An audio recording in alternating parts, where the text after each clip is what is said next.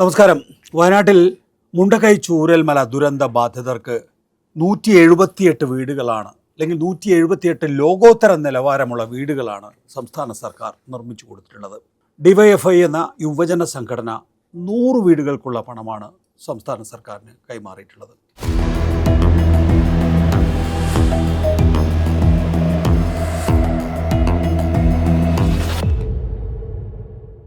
എന്നോടൊപ്പം ഉള്ളത് ഡിവൈഎഫ്ഐ സംസ്ഥാന സെക്രട്ടറി വി കെ സനോജും ഒപ്പം തന്നെ സംസ്ഥാന പ്രസിഡന്റ് വി വസീഫുമാണ്.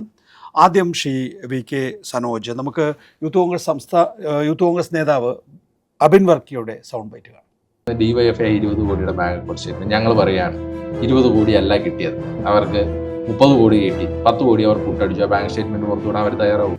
ഇതിനകത്തുള്ള ചോദ്യം എന്താണെന്ന് വെച്ചാൽ, നിങ്ങൾ 100 വീടിനുള്ള പണം CMDRFിലേക്ക് കൈമാറി എന്നാണ് പൊതുധാരണ. പക്ഷേ യൂത്ത് കോൺഗ്രസ് ഇപ്പോൾ പറയുന്നത് CMDRFിൽ നിങ്ങളുടെ പണമില്ല എന്നതാണ്. ഇക്കാര്യത്തിലൊരു ആശയക്കുഴപ്പമുണ്ടായിരുന്നു. സനോജിൻ്റെയും വസീഫിൻ്റെയും ഫേസ്ബുക്ക് പോസ്റ്റിൽ ഇക്കാര്യങ്ങളൊക്കെ വ്യക്തമായി പറയുന്നുണ്ട് എങ്കിൽ പോലും എങ്ങനെയാണ് ഈ കൺഫ്യൂഷൻ ഉണ്ടായത്? ഗവൺമെൻറ് ഞങ്ങൾ പണം കൈമാറുന്നൊരു ചടങ്ങ് സംഘടിപ്പിച്ചത് 2025 മാർച്ച് 24 തിരുവനന്തപുരത്ത് വെച്ച്. അതിനകത്ത് ബഹുമാനപ്പെട്ട മന്ത്രിമാർ, ആയിരക്കണക്കിന് ആളുകൾ പങ്കെടുക്കുന്ന ചടങ്ങാണ്. അപ്പം അതിനകത്ത് CMDRF എന്നാണ് നമ്മൾ പ്രതീകാത്മകമായി കൊടുത്ത ചെക്കിനകത്ത് രേഖപ്പെടുത്തിയത്. അപ്പോൾ CMDRF എന്ന് പറഞ്ഞ് ചെക്ക് കൊടുത്തിട്ട് നിങ്ങൾ CMDRFിൽ പണം കൊടുത്തിട്ടില്ലല്ലോ എന്നാണല്ലോ ചോദ്യം.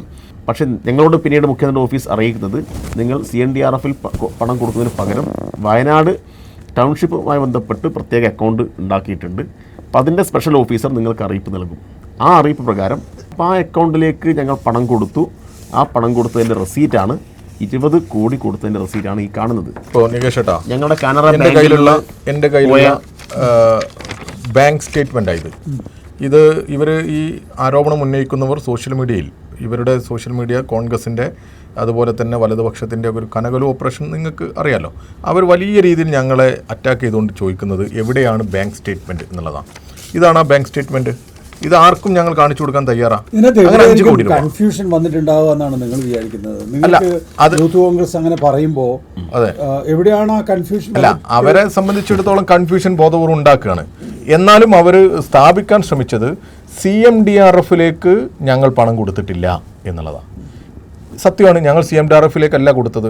ഞങ്ങളുടെ അന്നത്തെ പത്രസമ്മേളനത്തിൽ അത് ദുരന്തമുണ്ടായി 31 തീയതി 2024 ജൂലൈ മാസം 31 ഞങ്ങൾ നടത്തിയ പ്രസ് മീറ്റുണ്ട്. അത് വളരെ ക്ലിയറാണ്. ഞങ്ങൾ അതിൽ പറയുന്നുണ്ട്, സർക്കാരുമായി ചേർന്നാണ്, സർക്കാരിൻ്റെ നിർദ്ദേശങ്ങൾക്കനുസരിച്ചാണ് സർക്കാരിൻ്റെ നിർദ്ദേശമാണ് ഈ കാണുന്നത്. സർക്കാർ നിർദ്ദേശിക്കുന്നത് നിങ്ങൾ പണം കൊടുക്കേണ്ടത് chief operating officer Wayanad township project ഇവരുടെ പേരിൽ എടുത്ത അക്കൗണ്ട്, അങ്കമാലിയിൽ നിന്ന് എടുത്തിട്ടുള്ള കാനറ ബാങ്കിൻ്റെ അക്കൗണ്ടാണ്. ആ അക്കൗണ്ട് നമ്പറാണിത്. അപ്പോൾ സർക്കാർ നിർദ്ദേശം എന്ന് പറഞ്ഞാൽ ഇതിനു വേണ്ടി പ്രത്യേകം ടൗൺഷിപ്പ് ഉണ്ടാക്കാൻ വേണ്ടിയിട്ട് സ്പെഷ്യൽ ഓഫീസർ നിയോഗിച്ചിട്ടുണ്ട്. അവർ നിങ്ങളുമായി ബന്ധപ്പെടും. അവർ രേഖാമൂലം എല്ലാം ഒപ്പിട്ട് അതെല്ലാം രേഖകൾ ഇവിടെ ഉണ്ട്. അതിൻ്റെ 1ാമത്തെ പേജാണ് ഈ കാണുന്നതാണ് MOUയുടെ 1ാമത്തെ പേജ്. അതെ, ഈ MOU ത്രികക്ഷിയാണ്. ഒന്ന് ഡിവൈഎഫ്ഐ, 2 സുഹാസ്, 3 ഊരാളുങ്കൽ സൊസൈറ്റി. അതെ, ഇതിൽ വേറൊരു കാര്യം കൂടി ഉണ്ട്. ഞങ്ങൾ 20 കോടി കൊടുത്തു എന്ന് മാത്രമല്ല, ഞങ്ങൾ ഈ ടൗൺഷിപ്പിൻ്റെ ഈ കൈമാറുന്ന ദിവസം 178 വീട് ഗവൺമെൻറ് കൈമാറുന്ന ദിവസം ഞങ്ങളൊരു സർപ്രൈസ് ഗിഫ്റ്റുമായിട്ടാണ് പോയത്. തീർച്ചയായിട്ടും അങ്ങനൊരു ഗിഫ്റ്റ്, അതിനെന്തായാലും 178 വീടുകളിലേക്ക് LED TV, ഗൂഗിൾ TV കൊടുക്കുമ്പോൾ ലക്ഷങ്ങൾ വേണ്ടി വരുമല്ലോ. അങ്ങനെ അതുകൂടി കൊടുക്കുന്ന ഒരു DYFIയെ ജനം ഏറ്റെടുത്തു. നന്നായി ഞങ്ങളെയൊക്കെ പലരും വിളിച്ചു. ഇത് കോൺഗ്രസിൻ്റെ പ്രവർത്തകരും അതോടൊപ്പം തന്നെ യൂത്ത് ലീഗിനെയൊക്കെ അനുഭാവികളൊക്കെ ഞങ്ങളെയൊക്കെ വിളിച്ച് അഭിനന്ദിക്കുന്നൊരു സാഹചര്യം ഉണ്ടായി. ഈ പ്രത്യേകിച്ച് ഈ ലീഗിൻ്റെയൊക്കെ പ്രവർത്തകർ അവർ കുറച്ച് വീട് കൊടുത്തല്ലോ, അവർ കോൺഗ്രസിനെ ആക്ഷേപിക്കുന്ന സാഹചര്യം ഉണ്ടായി. ഈ കോൺഗ്രസിനെയും കൊണ്ട് ഇങ്ങനെയും വാഗ്ദാനം ചെയ്തിട്ട് വാഗ്ദാനങ്ങളിൽ നിന്ന് പുറകോട്ട് പോവുക, പിരിച്ച പണം എവിടെ, പിരിച്ച ആപ്പ് എവിടെ, ഒന്നുമില്ല.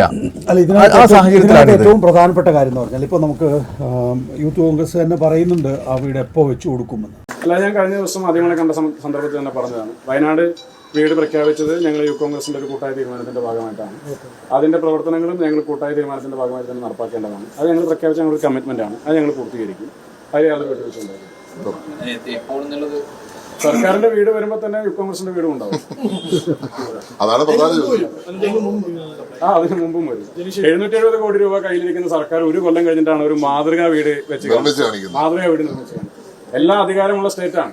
സ്ഥലം ഏറ്റെടുക്കാൻ, സ്ഥലത്തിന്റെ സാങ്കേതിക തടസ്സങ്ങൾ ഒഴിവാക്കാൻ, ഇനി പണം കൊടുക്കാൻ ഈ നാട്ടിലെ ജനങ്ങൾ മുഴുവൻ തയ്യാറായി നിൽക്കുന്നു. വിദേശത്തുൾപ്പെടെ ആളുകൾ തയ്യാറാകുന്നു. കർണാടക സർക്കാർ ഉൾപ്പെടെ സഹായധനമായി കടന്നു വരാൻ തയ്യാറാകുന്നു. അങ്ങനെ എത്രയോ ആളുകൾ സഹായധനമൊക്കെ പ്രഖ്യാപിച്ചിട്ടും 770 കോടി രൂപ അക്കൗണ്ടിലേക്ക് വന്നിട്ടും ആ പണം ഉപയോഗിച്ച് നാട്ടിലെ സാധാരണക്കാർക്ക് ഒരു ഉപകാരം സർക്കാരിന്റെ ഭാഗത്ത് ഉണ്ടായിട്ടില്ല.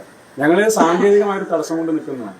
അവിടെ ഭൂമി ഏറ്റെടുക്കുന്നതുമായി ബന്ധപ്പെട്ട് കുറെ സാങ്കേതിക പ്രശ്നങ്ങളുള്ള ഒരു പ്രദേശമാണ്. അപ്പോൾ അതുമായി ബന്ധപ്പെട്ട ചില സാങ്കേതിക തടസ്സങ്ങൾ മാറിയാൽ KPCCയുടെ ഏറ്റെടുക്കുന്ന സ്ഥലത്ത് തന്നെ യൂത്ത് കോൺഗ്രസിന്റെ ഭവനങ്ങളും ഉയരും. അത് ഞങ്ങളുടെ കമ്മിറ്റ്മെന്റ് ആണ്. ഞങ്ങൾ പൂർത്തീകരിക്കും. അപ്പോൾ വരുന്ന ചോദ്യത്തിന് അപ്പം രക്ഷപ്പെടാൻ മറുപടി എന്നുള്ള നിലയിലാണ് ഇപ്പോൾ ജെ ജനീഷ് പറയുന്നത് കേൾക്കുന്നത്. ഇപ്പോൾ അദ്ദേഹവും നിങ്ങളെപ്പോലെ തന്നെ ഒരു യുവജന പ്രസ്ഥാനത്തിൻ്റെ നേതാവാണ്. അപ്പോൾ നമ്മൾ ക്ലാസ്സിൽ വൈകി എത്തുമ്പം എന്താ വൈകിയെന്ന് ചോദിക്കുമ്പം അപ്പോൾ വരുന്ന നാവിൽ വരുന്നൊരു ഉത്തരവുണ്ടല്ലോ, പശു കുത്താൻ വന്നു എന്ന് പറയുന്നത് പറയുന്നത് വളരെ ലാഘവത്തോടു കൂടിയാണ് അതിനെ യൂത്ത് കോൺഗ്രസ് കാണുന്നത്. ഇവിടെ യൂത്ത് കോൺഗ്രസ് പിരിച്ച പണം എത്ര എന്നവർ പറയുന്നില്ല, കോൺഗ്രസ് പിരിച്ച പണം എത്ര എന്ന് പറയുന്നില്ല. അപ്പോൾ ബാക്കി സ്ഥലമെടുക്കൽ, അതിൻ്റെ മുകളിൽ തറക്കലിടൽ, ആ തറക്കലിൻ്റെ മുകളിൽ രണ്ടാമത്തെ കല്ല് വരുമോ എന്നുള്ള പ്രശ്നം, പിന്നീട് അതൊരു വീടായി മാറുമോ എന്നുള്ള പ്രശ്നം, ഗുണഭോക്താക്കളെ കണ്ടെത്തിയോ എന്നുള്ള പ്രശ്നം, ഇതൊക്കെ നമുക്ക് മാറ്റിവെക്കാം. നിങ്ങൾ എത്ര പണം പിരിച്ചു എന്നുള്ള KPC പ്രസിഡൻറ്റും എൻ്റെയും സംയുക്ത അക്കൗണ്ടിലാണ് പണം വന്നതെന്ന് കേരളത്തിലെ പ്രതിപക്ഷ നേതാവ് മാധ്യമങ്ങളോട് പറഞ്ഞാണ്. KPC പ്രസിഡന്റ് ഇപ്പം ഇല്ല, K സുധാകരൻ ഇപ്പോൾ ആ പദവിയിലില്ല. അപ്പോൾ ഏക ഉത്തരവാദിത്തം ആർക്കായി? പ്രതിപക്ഷ നേതാവിനായി. അദ്ദേഹത്തിനോട് ആ ചോദ്യം മാധ്യമങ്ങൾ ചോദിക്കുന്നില്ല എന്നുള്ള പ്രശ്നം വരെ ഇവിടെയുണ്ട്. ആപ്പ് കാണുവാനില്ല. ഇപ്പം ലോകത്താദ്യമായിട്ട് ഇങ്ങനെ ആപ്പ് കാണുന്നില്ല എന്ന് പറഞ്ഞ രാഷ്ട്രീയ പ്രസ്ഥാനം കോൺഗ്രസ് ആയിരിക്കും. വേറെ ആരും അങ്ങനെ പറയില്ല. ആപ്പ് എന്ന് പറഞ്ഞാൽ അങ്ങനെ കാണാതായി പോകുന്ന സാധനമല്ലല്ലോ. അപ്പോൾ ആപ്പ് കാണുവാനില്ല എന്ന് പറയാനുള്ള തൊലിക്കട്ടി അത് കേരളത്തിലെ പ്രതിപക്ഷ നേതാവിന് മാത്രമേ ഉണ്ടാവൂ. പിന്നെ സതീശനാൻ എന്ന് പറയുന്ന പ്രതിപക്ഷ നേതാവ് നുണകൾ മാത്രമേ പറയുന്നുള്ളൂ എന്ന് നമുക്കറിയാം. പക്ഷേ ഇതൊരു പെരുന്നുണയായിപ്പോയി. പ്രതിപക്ഷത്തിരുന്നു കൊണ്ട് സാമ്പത്തിക ആരോപണം നേരിടേണ്ടി വരുന്നു എന്നുള്ളത്. നമ്മളിപ്പോൾ സംസ്ഥാന സർക്കാരിനെ എടുത്തു കഴിഞ്ഞ് കഴിഞ്ഞാൽ അവർ നിയമസഭയിൽ ഒരു അഴിമതി ആരോപണം കൊണ്ടുവന്നിട്ടില്ല. അവർ കൊടുത്തിട്ടുള്ള PIL മുഴുവൻ കോടതിയിൽ തള്ളിപ്പോയി. സെക്രട്ടേറിയറ്റിൻ്റെ മുമ്പിൽ പോയി നോക്കിക്കഴിഞ്ഞാൽ അറിയാം, അവസാന മാസത്തിലാണ് നമ്മൾ നിൽക്കുന്നത്. ഒരു സമരം പോലും അവിടെ നിൽക്കുന്നില്ല എന്നുള്ളത്. അപ്പോൾ പക്ഷെ പ്രതിപക്ഷത്തെ സംബന്ധിച്ചിടത്തോളം അവർക്ക് ഒരു സാമ്പത്തിക ആരോപണത്തിനും മറുപടി പറയാൻ കഴിയുന്നില്ല എന്ന് പറയുന്ന സാഹചര്യം, നുണ പറഞ്ഞ് ഇതിൽ നിന്നെല്ലാം രക്ഷപ്പെടാനുള്ള മാർഗം ഞങ്ങളെ കയ്യിലുണ്ട് എന്നാണ് അവർ കരുതുന്നത്. ഞങ്ങളൊക്കെ കരുതിയത് മാധ്യമങ്ങളുടെ ഒരു സഹായവും അളവറ്റ സഹായം, ചോദ്യങ്ങൾ ചോദിക്കുന്നില്ല. ഇങ്ങനെ VD സതീശന്റെ ഈ സോഷ്യൽ മീഡിയ തെമ്മാടിക്കൂട്ടം, കനകലുവിൻ്റെയും VD സതീശൻ്റെയും ഒക്കെ തെമ്മാടിക്കൂട്ടം തന്നെ പറയണം. ഞങ്ങളെയൊക്കെ എതിരെ ഇട്ട പോസ്റ്റുകൾ എന്തൊക്കെയാണ്? DYFI വയനാടിന് വേണ്ടി പണം പിരിച്ച് മുക്കിയെന്ന്. നമുക്ക് സഹിക്കാൻ പറ്റുന്നതാണോ അത്? അങ്ങനെ സഹിക്കാൻ പറ്റുമോ? എത്ര കരുതലോട് കൂടിയ DYFI കേരളത്തിൽ പണം പിരിച്ചത്? എത്ര സഖാക്കളാണ് അവരുടെ കല്യാണത്തിനും പിറന്നാളിനൊക്കെ മാറ്റിവെച്ച പണം സ്വരൂപിച്ച് ഈ 214 വെർച്വൽ അക്കൗണ്ടിലൂടെ ഞങ്ങൾ പണം ശേഖരിച്ചത്? കല്ല് ചുമന്നില്ലേ DYFI? ചക്ക പറിച്ച് വിറ്റില്ലേ? തേങ്ങ പറിച്ച് വിറ്റില്ലേ? ആക്രി പെറുക്കിയില്ലേ? ഞങ്ങൾ അന്നൊക്കെ ആക്ഷേപിച്ചവരായി ഇവർ, ആക്രി പെറുക്കികൾ എന്നൊക്കെ പറഞ്ഞിട്ട്. പക്ഷേ പലയിടങ്ങളിലും പ്രാദേശികമായി ഇതൊക്കെ മാധ്യമങ്ങളിലൂടെ ഒക്കെ വാർത്തകൾ വന്നു. DYFI പണം സമാഹരിക്കുന്നതിനെ സംബന്ധിച്ച് നല്ല രീതിയിൽ ചില റിപ്പോർട്ടുകളൊക്കെ വന്നു. ചിലരെങ്കിലും അത് റിപ്പോർട്ട് ചെയ്തു. പക്ഷേ ഒരു ജനം എല്ലാ കാലത്തും ചർച്ച ചെയ്യപ്പെടുന്ന തരത്തിലുള്ള ഒരു പരിഗണന അല്ലെങ്കിൽ അതിൻ്റെ ഒരു വാർത്ത ഈ യുവജന സംഘടനക്ക് കിട്ടിയോ എന്നല്ലേ യഥാർത്ഥത്തിൽ ഇപ്പോൾ ചർച്ച ചെയ്യേണ്ടത്. സനോജ്, ഒറ്റ ചോദ്യം കൂടി. എന്തുകൊണ്ടാണ് നിങ്ങൾക്ക് സ്വതന്ത്രമായി, എന്തിനായിരുന്നു സർക്കാരിൻ്റെ സഹായം? നിങ്ങൾക്ക് സ്വതന്ത്രമായി സ്ഥലമെടുത്ത് വീട് വെച്ച് കൊടുക്കാൻ നിങ്ങൾക്ക് കഴിയുമായിരുന്നില്ലേ? ഈ കൺഫ്യൂഷൻ ഒന്നും ഉണ്ടാവില്ലായിരുന്നല്ലോ. ഞങ്ങൾക്ക് കഴിയും. പക്ഷേ ഞങ്ങളുടെ തുടക്കം മുതലുള്ള പ്രഖ്യാപനങ്ങൾ ശ്രദ്ധിക്കണം. ഈ 31-ാം തീയതി ഉച്ചക്ക് ഞങ്ങളൊരു ദുരിതാശ്വാസ ക്യാമ്പിൻ്റെ മുന്നിൽ നിന്നാണ് ഈ പ്രഖ്യാപനം. ആ ദുരിതാശ്വാസ ക്യാമ്പ് എന്ന് പറഞ്ഞാൽ നിലവിളികളാണ്. അപ്പം ഇങ്ങനെ നിലവിളികൾ ഉയരുന്ന ഒരു ക്യാമ്പിൽ പെട്ടെന്ന് രക്ഷിതാവിനെ നഷ്ടപ്പെട്ട കുഞ്ഞിൻ്റെ നിലവിളി, അമ്മയെ നഷ്ടപ്പെട്ട കുഞ്ഞിൻ്റെ നിലവിളി, ഇങ്ങനെ ആകെ ഒരു വല്ലാത്ത അവസ്ഥയാണ്. അപ്പോൾ അവിടെ ഞങ്ങൾ പ്രഖ്യാപിക്കുമ്പോൾ ഞങ്ങൾ വളരെ കൃത്യമായി ഞങ്ങൾ പറയുന്നുണ്ട്, സർക്കാരിൻ്റെ ദുരിതാശ്വാസ പ്രവർത്തനങ്ങളുമായി യോജിച്ച് സർക്കാരിൻ്റെ നിർദ്ദേശങ്ങൾക്കനുസരിച്ച്. എന്തുകൊണ്ടങ്ങനെ പറഞ്ഞത്? ഞങ്ങൾക്കറിയാം ഇത് ഈ ദുരിതം അനുഭവിക്കേണ്ടി വന്ന ആളുകൾക്ക് ഒരു ഔദാര്യമായി തോന്നേണ്ട കാര്യമല്ല. ഇതവർക്ക് സർക്കാർ കൊടുക്കുന്ന ഒരു അവകാശമായിട്ടാണ് തോന്നേണ്ടത്. ഞങ്ങൾ എല്ലാ കാലത്തും DYFI അങ്ങനെ ചെയ്തിട്ടുള്ളൂ. ഡിവൈഎഫ്ഐ നേരത്തെ എസ് കാലത്ത് ശർമ്മയുടെ കാലത്ത് അന്ന് കരുണാകരൻ എന്ന് പറയുന്ന കോൺഗ്രസിന്റെ മുഖ്യമന്ത്രിക്ക് പണം കൈമാറുന്ന ഏതൊരു ദുരന്തമുണ്ടായ ഘട്ടത്തിൽ ഡിവൈഎഫ്ഐ യൂണിറ്റുകളിൽ നിന്ന് പണം സമാഹരിച്ച് കൈമാറുന്ന ഒരു ചിത്രം നമുക്കിപ്പോഴും കാണാൻ പറ്റും. ഇപ്പം ഡിവൈഎഫ്ഐയുടെ നിലപാടതാണ്. കാരണം ആരുടെയെങ്കിലും ഔദാര്യത്തിൻ്റെ ഭാഗമായിട്ട് ആർക്കും ഒരു മുറിവേൽക്കാത്ത വിധത്തിൽ ഈ പദ്ധതി യാഥാർത്ഥ്യമാവണം. ഞങ്ങൾക്ക് വേണമെങ്കിൽ ഒരു ഡിവൈഎഫ്ഐ ഗ്രാമമൊക്കെ ഉണ്ടാക്കാം, ഒരു 100 വീട് ഒരു ഗേറ്റൊക്കെ വെച്ച് ഡിവൈഎഫ്ഐ അങ്ങനെയൊക്കെ പറയാം. പക്ഷെ അങ്ങനെ ചെയ്യാൻ പാടില്ല എന്നാണ് ഞങ്ങളുടെ അഭിപ്രായം. എല്ലാ കാലത്തും ഡിവൈഎഫ്ഐ അങ്ങനെ അഭിപ്രായം പറഞ്ഞവരാണ്. ഗവൺമെൻറ്റും പറഞ്ഞത് അതിൻ്റെ മുന്നിൽ ഒരു ബോർഡ് വെക്കും, ഡിവൈഎഫ്ഐ ഇത്ര വീട്, പ്രതിപക്ഷ സംഘടനകൾ തന്നാൽ അവരുടെ പേര് വെച്ച് അവർ ഇത്ര വീട്, KSTA കൊടുത്തിട്ടുണ്ടെങ്കിൽ അവർ ഇത്ര വീട്, അങ്ങനെ ഒരു പൊതു ബോർഡ് വെക്കും എന്നാണ് പറഞ്ഞത്.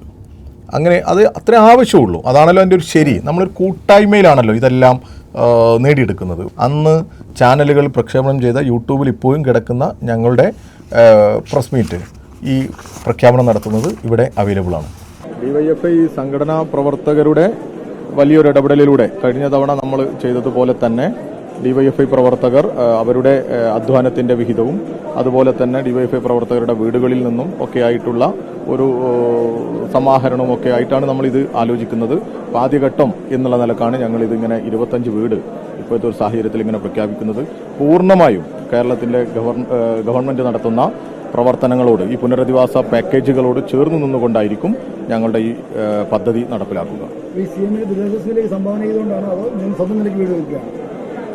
അല്ല, ഈ ഗവൺമെന്റ് ഈ കാര്യത്തിൽ നടപ്പാക്കാൻ ഉദ്ദേശിക്കുന്ന പ്രവർത്തനങ്ങളുമായി ചേർന്നാണ് ഈ കാര്യങ്ങൾ നിർവഹിക്കുക. അപ്പോൾ 25 വീട് നിർമ്മിക്കാൻ ആവശ്യമായിട്ടുള്ള പ്രവർത്തനത്തിന് DYFI നേതൃത്വം കൊടുക്കും.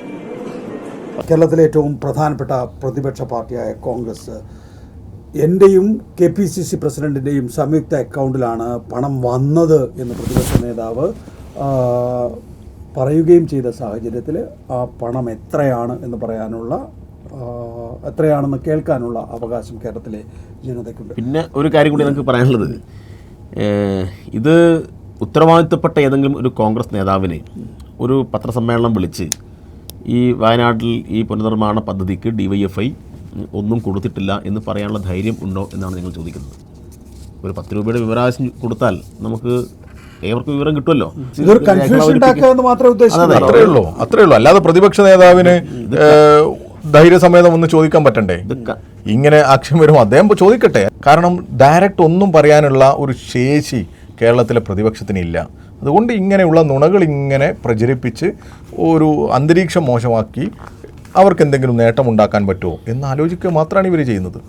നുണകൾ കൊണ്ട് നേട്ടങ്ങൾ കൊയ്യാനുള്ള കോൺഗ്രസിൻ്റെ VD സതീശൻ്റെ ഒരു ശ്രമത്തിൻ്റെ ഭാഗം തന്നെയാണ് ഇതും. VK സനോജ്, V വസീഫ്, നന്ദി സഹകരിച്ചത്.